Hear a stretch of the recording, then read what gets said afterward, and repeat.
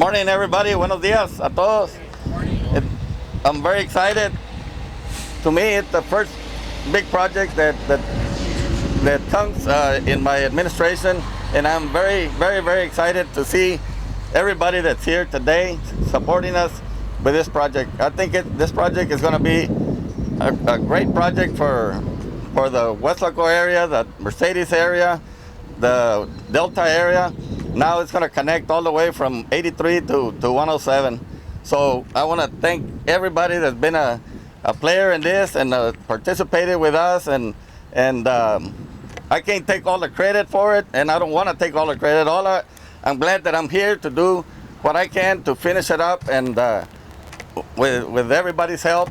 So again, I want to welcome everybody here for supporting us with this project. And I want to thank Congressman Ruben Hinojosa for being there and for us. And after this project, we got another project in Westlaco, Westgate, that we are going to continue with that. So God willing, we can push and get enough funds to continue with that project. So again, thank you for being here today, and God bless you all.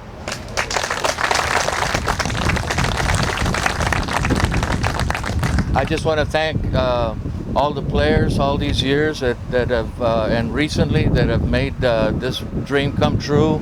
It should be fantastic for business in Mercedes, as well as Westlaco and all the way to 107.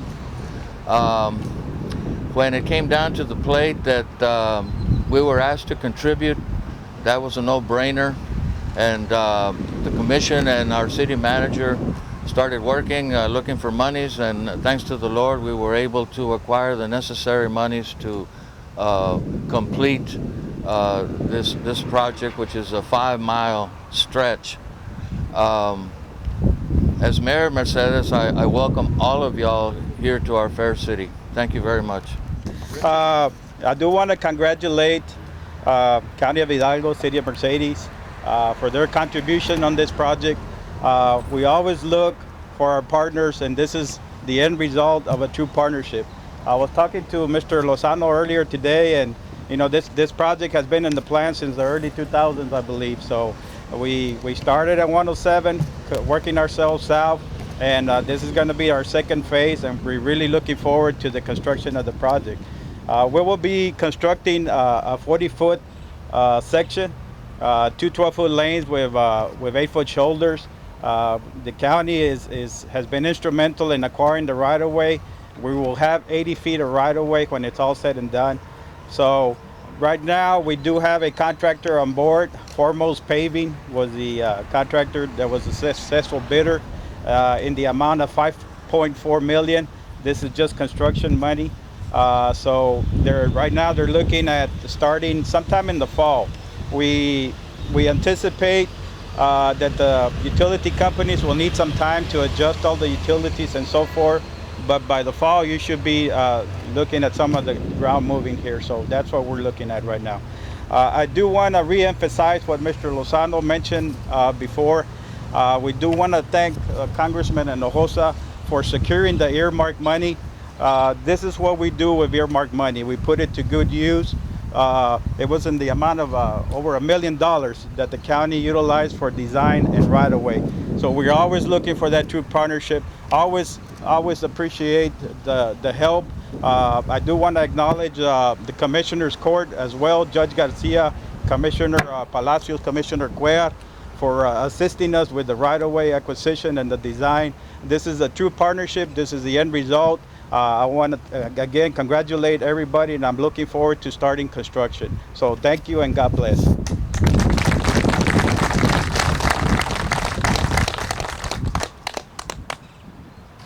Last but not least, I want to introduce our main guy here, Congressman Ruben Hinojosa.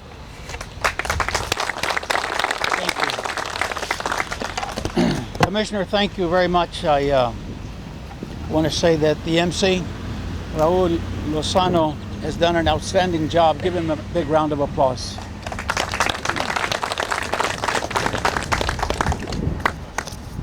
There are so many elected officials here, many who have been recognized but I want to acknowledge the hosting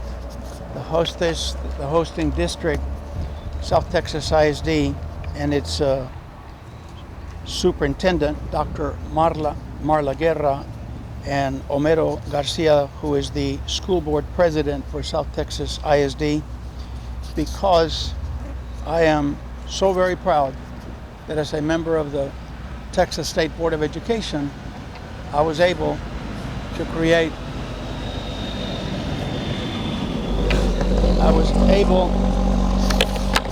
they're telling me that they can't hear me in the back. I will speak louder. Can you hear me in the back now? Good. I want to say that as a member of the Texas State Board of Education for 10 years, I saw the model of the magnet high school system in Houston and in Dallas, and we brought that idea here, and it has been such a big success that they have been listed amongst the top 1,000 best high schools in the entire country. And our magnet schools in South Texas are always in the top 100 best high schools in the country. So thank you.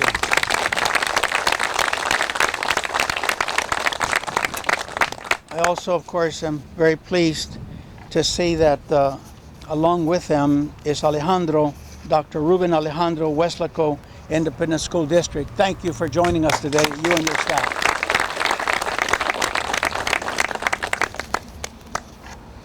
I have worked closely with TxDOT, especially with Mario Jorge, the FAR district engineer for TxDOT, and before him, Stramador.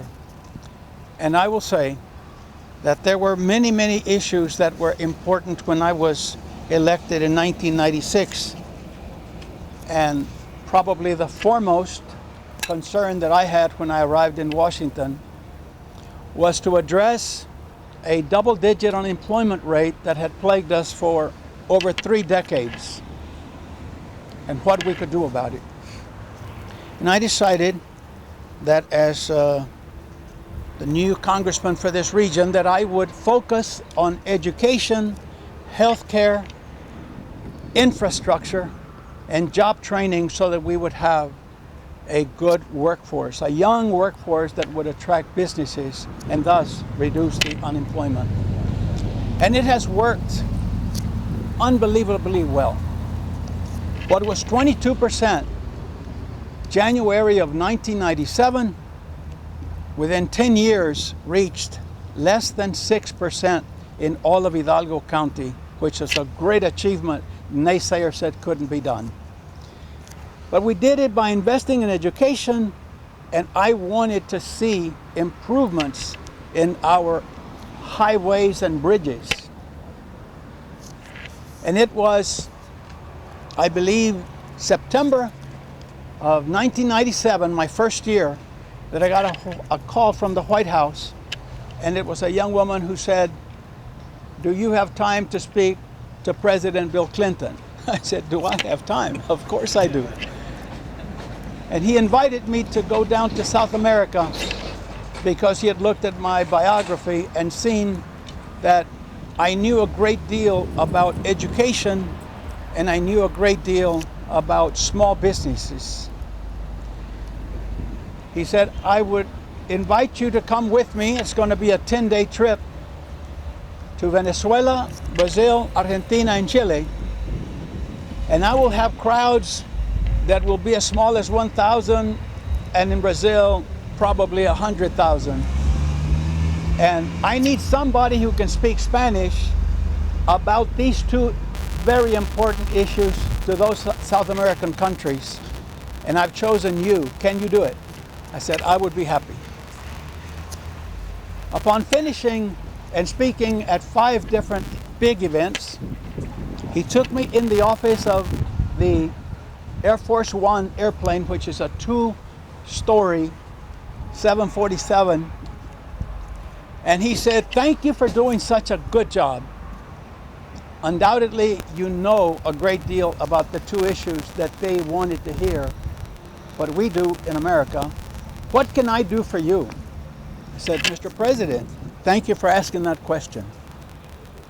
The last sitting president who came to the Hidalgo County was President Eisenhower.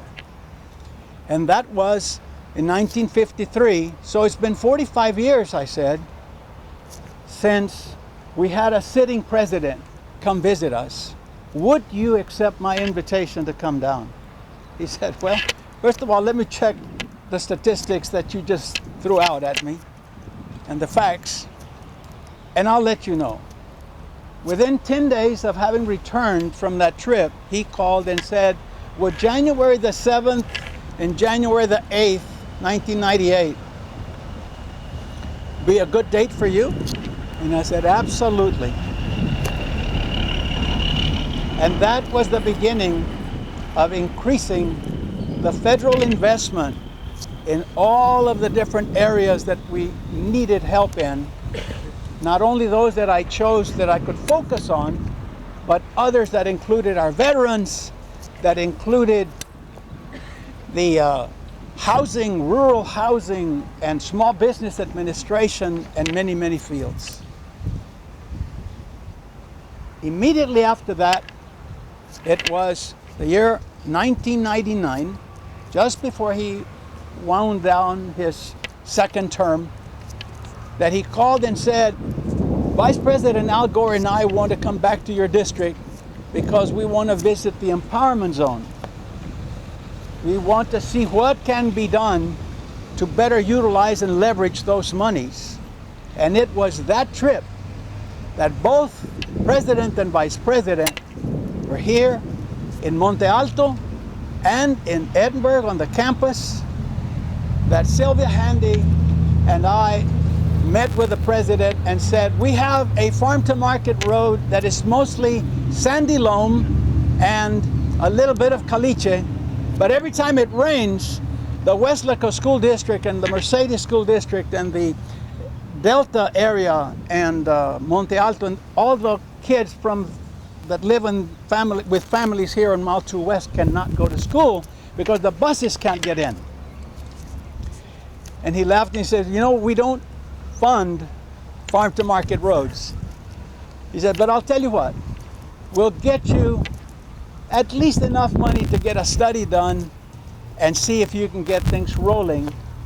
And then we will tell our Secretary of Transportation that we need some earmarks for Hidalgo County so that they can get the job done for you.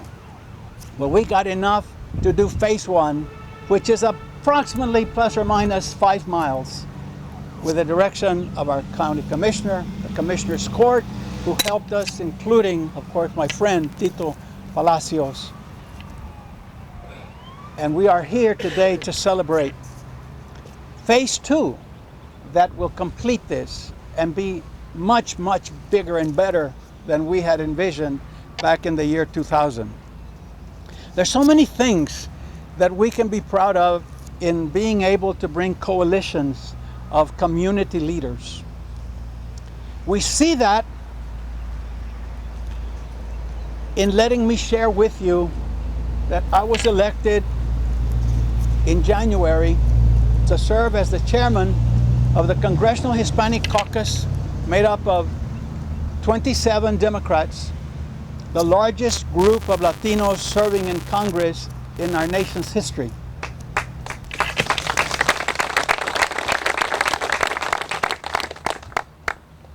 And Vice President Joe Biden swore us in and said, we expect big things from you.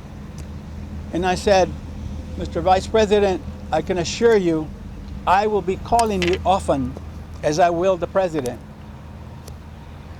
Right after the State of the Union address, the office of the White House called and said the President would like to have the officers of the Congressional Hispanic Caucus in his office Friday, which was on a Tuesday, so that was 3 days later.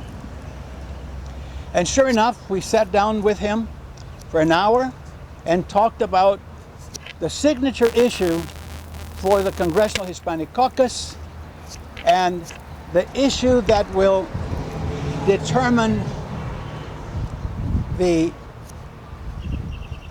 many issues that the president has accomplished in 2 terms, but this will certainly be part of how he will be judged, and that's comprehensive immigration reform.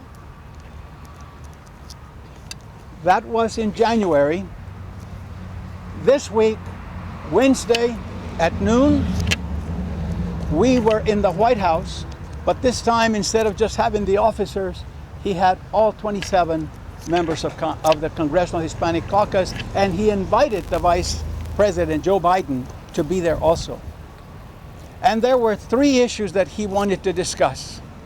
First, comprehensive immigration reform and how important it was that we note that the Senate was able to find a way to compromise. But it didn't happen without the coalition of associations that always vote differently, and if they don't vote, they certainly lobby for or against. And I'm talking about the United Farm Workers with all of its employees, members as employees in some company, and the U.S. Chamber of Commerce with all of their members and all the employers. And the list is 100 long. It includes religious organizations of all religions. It includes officers that are federal, state, county, local policemen. And it includes associations of employers and employees. It's huge. But if they could agree on the compromise that was passed a week ago, then he said, I'm going to be weighing heavily on you, members of the CHC, to work and bring together members of the House of Representatives on both sides of the aisle, and to work with those same organizations that formed that alliance to find a way to compromise in the House and bring a bill to the House of Representatives and eventually to my desk, where I will sign it into the legislation into law. It was a very interesting meeting and very lively, and I can tell you it goes to show that coalition of Latino members of Congress, men and women, from California to Arizona, New Mexico, Texas, Florida, New Jersey, New York, Chicago, all were there, that can be very strong. And that is the lesson that I learned here when we put together the coalitions that helped us drive that unemployment from the 22% in January of '97 to 6% in 2007. I'm so proud and so honored to be your voice in Washington. Funding has increased here from $3 billion to $10 billion in 2010.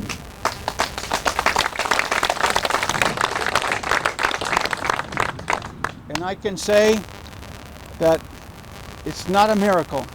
It's a lot of hard work in finding members in the House of Representatives that are willing to negotiate for approving programs in education. As an example, Gear Up, where I'm one of the founders of that program, where we got $45 million in the first round of monies for Region 1 and UT Pan Am, and in the second round we got $85 million. Largest funding in the whole country. But that investment is taking cohorts of students that were graduating at 66% to 84% because of the Gear Up program, because of many other great programs that superintendents like Marla and Ruben are able to train teachers and give them additional investment of training and just make our schools so much better than they were 20, 30, 40 years ago.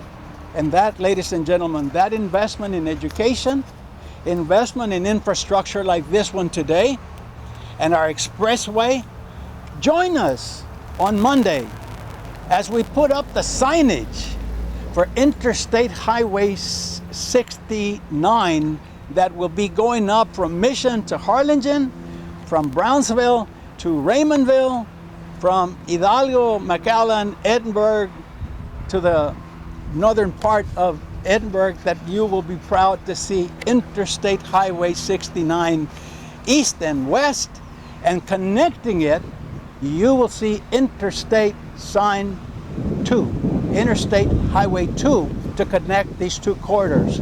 Ladies and gentlemen, those are milestones that we had never thought could happen.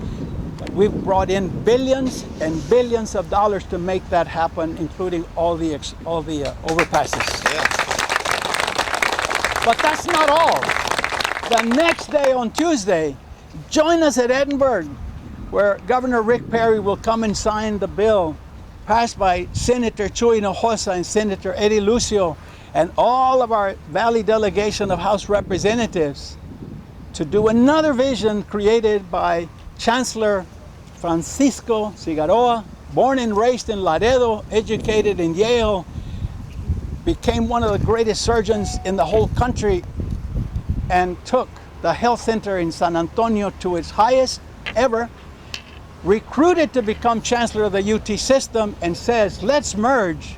As Chancellor, he says, let's merge Brownsville and Edinburgh into one 30,000 student population, and let's put a medical school next to it, and let's see what we can do to help South Texas that is growing so much.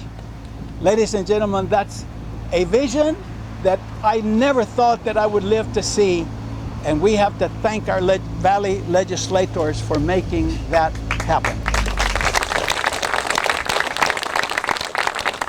I remember when Hidalgo County was 350,000 people when I was sworn in. And I remember Ramon Garcia calling me, say, we're now 850,000. And we're going to challenge that number because they didn't count a lot of our people, and it should really be 900,000, bigger than El Paso. Ladies and gentlemen, these things that I just laid out to you, this highway, the big interstate highway, the bigger university that will be able to get into the PUF fund, the medical school like the one that eventually will look like San Antonio's, will take the valley from what it is now, 1.5 million to 3 million, and then 5 million. It's going to be one of the best regions to raise families, and it couldn't have happened without great leaders like are seated here in front of you, and others who couldn't be here, but as I've recognized them, that's our state legislators, our mayors, our county judges, our county commissioners, all the elected officials all working together and not worrying who gets the credit. It's that we did it in a coalition, in a way that improves the quality of life in the Rio Grande Valley.